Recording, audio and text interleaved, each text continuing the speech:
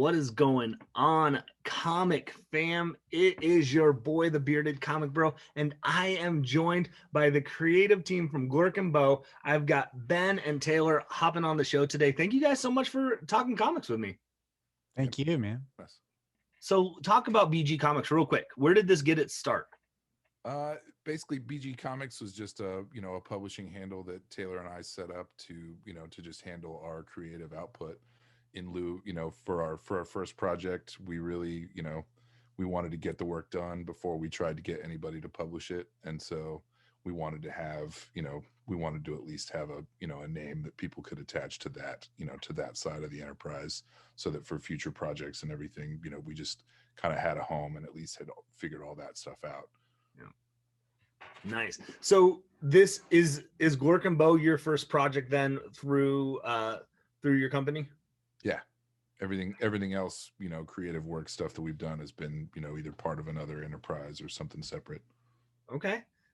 So what then inspired you guys to come together and to start creating comics then?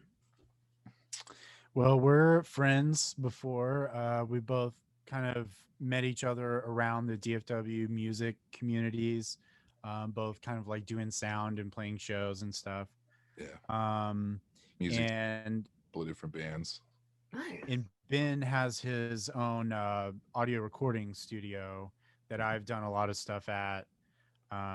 So through that, we've just known each other. And at the beginning of, I guess almost a year ago now, in March or so, lockdown. That's right. We just found ourselves with some extra time. I was working from home, and Ben had like a similar situation where we just had, and he was looking into just trying to make comics anyhow. And I said, well, I have a story idea that, maybe we could do something with. So that just kind of blossomed from there. Mm-hmm. Dude, that's awesome. So both in the music scene, and it kind of, I'm guessing that slowed down a little bit with COVID, it sounds like, and then it kind of opened up the door for another creative outlet for you guys. Is that? Yeah. That's awesome. I think this is probably the first time on my show I've gone from literally like musicians and sound techs, and now we're creating comics. So however people we have a third medium as well. I'm an art restorer is my day job, and then I have a bunch of artwork behind me that I didn't spend time setting up for this. That's awesome. And so there's that angle as well that we just connected with each other through. So, and that's how I just use my eye to judge, how we're how to direct art, or how to just say, how to trust the artist and be like, yeah, no, that's going to be, he knows what he's doing. How can you argue with that? So there's a lot we're drawing from. Yeah. So did you, when you guys kind of, as your friendship was forming, developing, like, were you guys talking about comics, like, just comics that you liked or read? Like, where did this, like, how did you discover that you like, oh, we both want to create a comic? Well, it's kind of funny that you bring it up that way, because basically, Taylor had kind of like a cursory comic influence, whereas I kind of grew up a comic nerd, and then didn't really grow out of it so much as just like, didn't have a lot of time to put into it through, starting to play music in high school and college and going to play music after that. And so I got back into comics really hard about 5 years ago, while I was on a vacation, like the only vacation I've ever taken, basically. Like the one time, in 15 years that I like had time and money and nothing else to do, and I actually encountered a physical, LCS. I basically, I walked in with no expectations, and I walked out with $300 worth of Eric Larson books. and it's all downhill from there then. Yeah, pretty much. I wound up working on the road, running monitors for Everclear and Sugar Ray, like a couple months after that. And by that time, it had gotten to the point where it was like every time we had a day off, like all of my per diems were on comic books. Like I was just like buying trades and just like eating comic books, you know, anytime I wasn't working. So you eventually just had to have a short box with you whenever you were traveling. I mean, I would basically, yeah. I mean, I would have to just, I would buy trades mostly, but yeah, Yeah. I would show up with the suitcase and I would leave, you know, I would leave with like an extra suitcase full of comics. That's the way to do it. Like, listen, I'm packing 2 suitcases, one for my stuff, one's empty for my comics I'm gonna get. So Taylor, you said when you guys were talking about this idea that you're like, well, I have an idea. And in the pitch in the email was Pineapple Express meets Alien. Like that was a short pitch.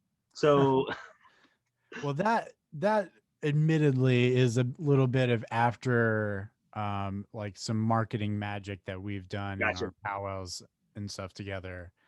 I'm original The idea is mostly just from my experience as an early reader and a sci-fi enthusiast. I read a lot of Gl'urk and Asimov and stuff, and yeah, and I'm a Trekkie. That's a big part of it. So the idea was just essentially you have a guy. Originally, it was just a guy by himself on a deep space journey, and then something, you know, either like I really like the idea of the energy creatures in all the Star Trek episodes. It's always like, because it kind of goes beyond that level of like, well, there's just aliens and stuff, and then it's like, well, hold on, we have to rethink our like geometry, biology, everything. So anyway, the idea was something like that comes and messes with the guy.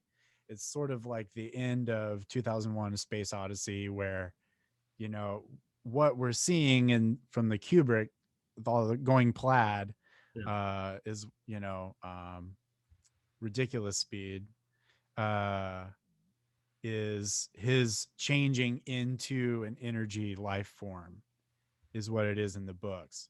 So that's just his perspective flipping. Like if you read like Flatland, you know, we're all living on the one dimension, but if you become something that can, I see Ben, he loves this when I go. If you are a being that can perceive 5 dimensions, not just 3. I guess we have 4, but we don't really perceive time, but I guess, do we? Is this a philosophy podcast? Hey, it's whatever type of podcast you want it to be. But I just wanted the idea of, it's really just a sci-fi horror idea, of having like a spooky, scary thing coming in a spaceship where, you know, if you're going slow enough, we don't really have light speed in our story. If you're going slow enough, the void is a terrifying concept. So that alone, you know, is a terrifying idea. And then you bring in the idea that something is in there in your tin can with you that you don't understand at all. Just so disorienting. But we lightened it up a little bit.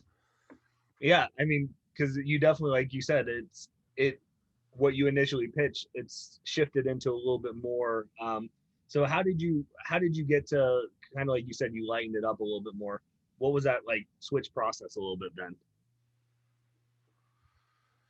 Ben, yes. Well, I mean, I guess the argument is that it's like, you know, this creation is like sci-fi light. Yeah. Taylor's really into the hard sci-fi and, you know, trying to rationalize the physics behind everything and stuff like that. We sort of made the choice to let this let this story flow a little more freely. And Taylor and I are both real into Douglas Adams, The Hitchhiker's Guide to the Galaxy. You know, probably the most inappropriately named trilogy of all time. And so giving, you know, sort of agreeing that we wanted to kind of have a feel in that, you know, in that milieu for this book, and sort of the way that the characters, you know, interact with the story at large. Sort of the long pitch for the story arc is, watch two guys, watch two guys who have no business being a part of it, kind of bumble their way through the end of the universe. I mean, that's really what lightens it up is it's from their perspective. So like it's from the Pineapple Express angle is if you took um Josh, what's his name? the Okay. Saul character and Seth Rogen, if you took them and Oh, put them in space, and one of them isn't human, probably Dave Franco or whatever his name is. oh, James Franco. Yeah. You have to, you know, that would be a goofy story. But what they're really, the Pineapple Express story is actually really dark. Yeah. They end up blowing up a barn and killing a bunch of people at the end. But uh, so and that we'll get a sense of that by the end of our series that we have planned out. But that's really what lines it is the perspective of Gl'urk and Bo as our two stoner comedy buddy guys. Mm-hmm.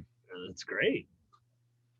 That's So there awesome. are some serious there is some serious backstory that sticks. It's built on hard sci-fi, Yeah. but we, like Ben was saying, we kind of let the story flow. Like I realized I didn't want to create, like, if this was a total fantasy story, I would have to have like a whole charting out like all the different ways that the magic works and stuff. And it's like, hold on, that's a lot of work, and I'm not Sir Arthur C. Clarke. I don't have a PhD in astrophysics. So I mean, I can't even say it. So, but I mean, I think it's working out as long as you can tell a good story. The what good sci-fi is ambiguous. I mean, For sure. So, well, you kind of mentioned, you have a vision for this arc. How much, like, how long is this series going to be? And like, how much do you have it kind of planned out in your head? Is it a mini series? Do you see it ongoing? You got stories for days? Like, where are you at with like the length of the story? well, in your words, we have stories for days. Glurk and Bow will be 6 issues. We have plans for like a series of anthology one shots. Like eventually we want to release Glurk and Bow as a trade. That would be nice. Scouts. Uh, and then I do an anthology trade, and then I have another series that's built more on Glurk's people. That will be, I'm just sticking with like 6 issues because that's like really Glurk and Bow is we're gonna do the one to kind of learn how to make it, learn Yeah. how to actually do it.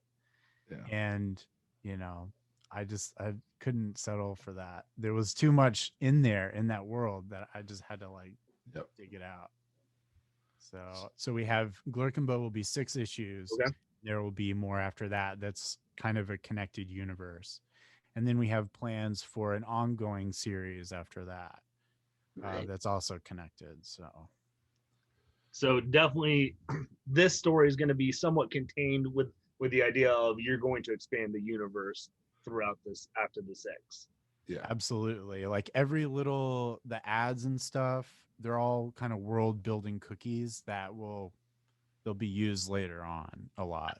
And Some of them, I'm so glad you brought those up. You guys have, I think there's at least like in the first issue 3 ads, and they're ads that you like, oh, you're flipping to the comic, like, wait, is this part of the comic? No, this is an ad for a comic, like for something that's in the world of the comic, which I thought was a really cool perspective and idea. Where did that kind of what was that idea coming from? Where did that stem from? That's sort of it has like a silly inception, but we've all gotten way behind it and way into it. We've been really pleased with feedback that we've been getting about it. But basically initially the idea was like, okay, well, if this is like our test comic, and this is like sort of gonna be, at that point I was like pretty focused on it being part of my like editor's portfolio. And so the initial idea was just like, I just want to have something to paginate. Like, I just want something, like ad wise to put in the book so that we worry about how the book, finally comes together on that level, sort of, so I could go through the motions of that.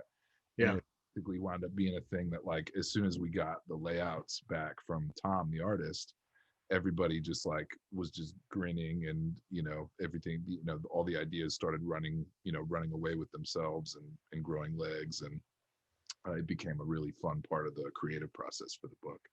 And so issue 2 now, we're in that process right now, where we're kind of busting our own balls trying to come up with ads as good as the first book. Yeah. Well, now you've almost started like a rabbit hole that you're falling down of, like, you guys have this so much that you like, and now you're like, okay, how do we keep going? What are the other things that we put in as ads? And it's like they cost as much as regular pages, you know what I mean, and they definitely take as much time and yeah, thought arguing. Yeah. So yeah, well, Yeah. and you're right. Like, it doesn't, they're not throwaway, because they add to the story in a unique way. Yeah. Because you see elements of, like, I think, like the first ad, then you're seeing like, oh, one of those robot is in the story. You're seeing, you're telling the story within just a unique way, which I think is a great way to do it. Nice. Yeah. Well, For sure. you mentioned the artist. Oh, yeah. I'm blanking on Tom Hoskison. Yeah. How did you guys get connected? Because I really dug the art in this book too. How did you get connected with Tom? He's amazing. He's a Reddit find. When I was first starting out, I actually did a couple of artist calls for a couple of different projects. And when we started developing the idea for Gl'urk and Bo, and knew that we wanted to do a sci-fi story, we did an artist call, and probably had 20 or 25 different artists hit us up, and then I commissioned probably 5 or 6 of them. And Tom was the kind of the guy that just stood over all of them, and had a style that we really dug, and was really evocative. And then we did that. We used that same process. We took Tom's line art and we gave it to 5 colorists, and Jimmy G, the boss colorist that we have on the Gl'urk and Bo team, was found through that process again, where he just his work was on another level, and we could tell that he was just putting a lot more time and energy into what he was giving back to us. Yeah, I mean, you mentioned the art, the color, like, it pops, and you have, like, because you have your elements of the bright colors, where you're trying to get some of the the more, I don't even want to say whimsical, but the lightheartedness of the space. But then, like, when you get into some of the more, like, the darker tones of the story, with like this, like, almost like an alien feel, like it flows well, but they stand out so uniquely, which I think is that's a testament to the art and the colorist right there. Absolutely. I mean, they just immediately hit it off, just playing off of each other's style. And Jimmy just sort of being able to read Tom's line art and just know, okay, this is, do a half tone, in this negative space. I mean, it's just a lot of really smart design aspects that, and Tom was integral to learning how to pace and do a layout. So that's a huge deal that we owe to him as well. Yeah. It's a learning process, I think, like you guys are saying, and trying to find that balance between the team probably takes a little bit of time to do that. Yeah. And basically, I mean, it's just a situation where we're like the dumb guys that jumped the shark. I mean, we just got an amazing team, and they've sort of, like, held our hand as we got deep on the process, and helped us turn out together what we're, something that we're just way proud of and really excited about. I mean, it's the kind of thing where we thought we'd be making books that no one would see for a while before we had a book that we were ready to show off. And so they kind of they put the lightning right in the bottle for us. That's awesome. That's great. So we talked about how long the series, how can people, like, where can they find this? Where can they get Gl'urk and Bo? Where can they, like, how can they support it? How can they get their hands on it? Well, it'll be on Comixology and it'll be in select local comic shops on March 3rd. And then, in the interim, you can find it on Global Comics and you can find it at bgcomics.com, our website. We've got a store where you can order we've got print copies left over from the Kickstarter run. And Nice. sort of already available, like politely, and then, going live hot everywhere on March 3rd. Okay. So March the 3rd, that's where it's going to be. That's issue 1 though, right? Of on Comixology and in some local shops. And it's basically because you guys did a Kickstarter to first get going with this, correct? Well, a lot of people do the Kickstarter before they start the production process. We trying to flip the script on that. We finish a comic and then we go to Kickstarter to print the comic, basically. Okay. So rather than needing to raise, like $5 or $6 grand, like what it costs to actually make a floppy, we're just showing up there to try and raise enough money to get them printed. Like, we've got the book. you guys come with the funds to print it. It'll get, I think that also then it helps with, you're not delaying, like, the turnaround's probably quicker, I'm assuming, than a lot of Kickstarters who are like, hey, we need the money to make this book. You're like, no, we got the money, the book's done, we just got to get printed, and so we can see the show. How are you guys planning on running out with like issue 2? Are you guys same kind of model, doing Kickstarter stuff how you've done? Are you guys issue 2 will be on Kickstarter March 1st. So March is kind of a month for us that issue 2 goes to Kickstarter and issue 1, hits stands. And then issue 3, we're going to start inking in May. okay? So Taylor's actually breaking down that script right now. So if someone is, watching this interview and they haven't gotten a chance to check it out, they can literally hop right in issue 1 and then turn around and back the Kickstarter for issue 2 and get into that story pretty quickly. Yeah, and the turnaround time from the end of the Kickstarter is intended to be under 8 weeks in terms of like Kickstarter ends and then you've got the book in your hand inside of 8 weeks. Yeah, so basically you're saying you're getting the Kickstarter ends, you're taking it to the print shop basically and saying, okay, cool, and we're shipping it. Yeah, out. Basically, yeah.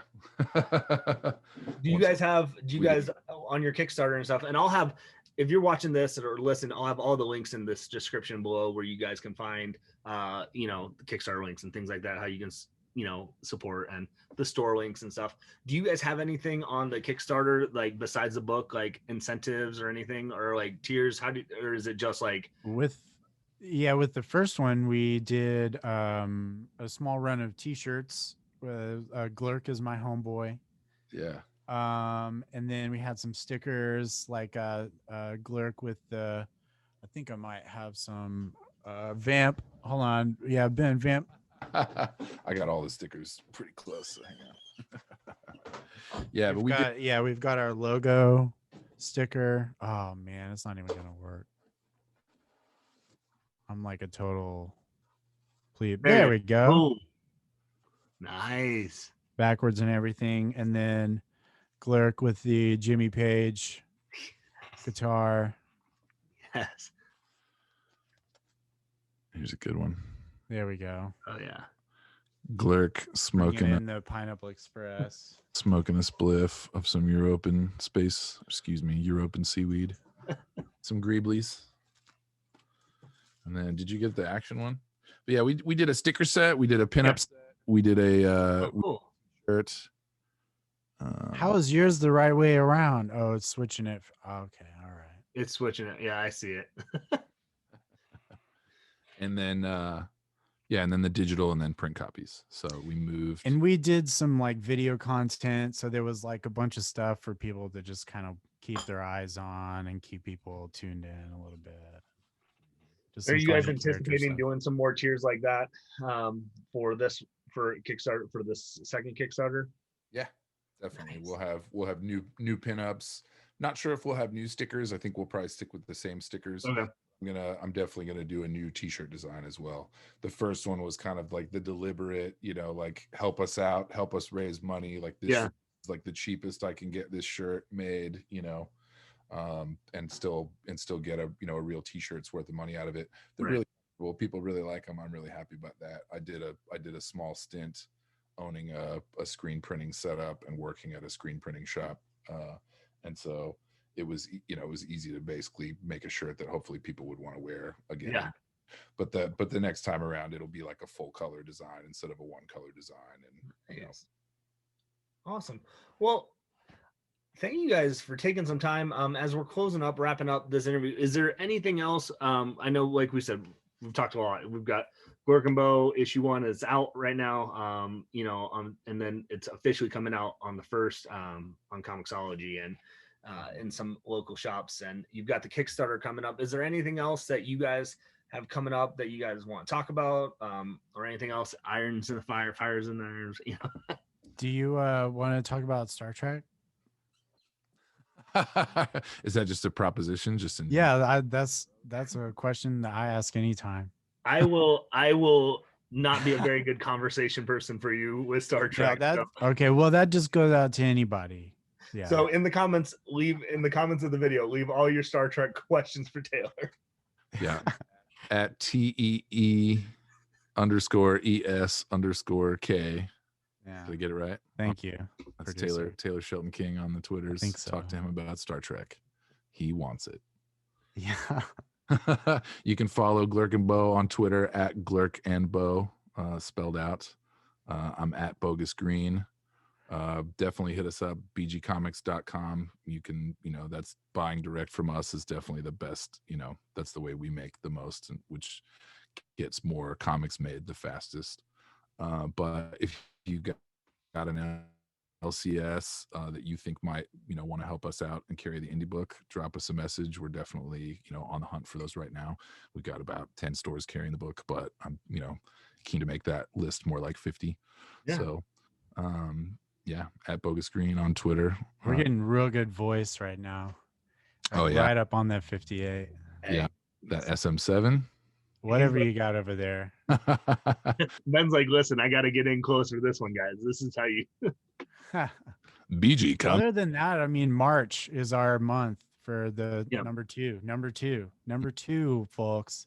If you like number 1, and we know you do because we've been seeing it and it's super gratifying. But number 2, guys, we're opening up the world. We're showing some bad guys. It's not just Gl'urk and Bow anymore. Yep. So we're not in Kansas anymore, or they weren't ever in. So awesome. Well, again, thank you so much for taking some time. If you guys are watching this, make sure you guys go check it out. BG Comics. Click all the links below, find the Kickstarter, all of that jazz. And with that being said, hopefully you all can find some time to curl up, grab a book, and nerd out. Peace. Cheers.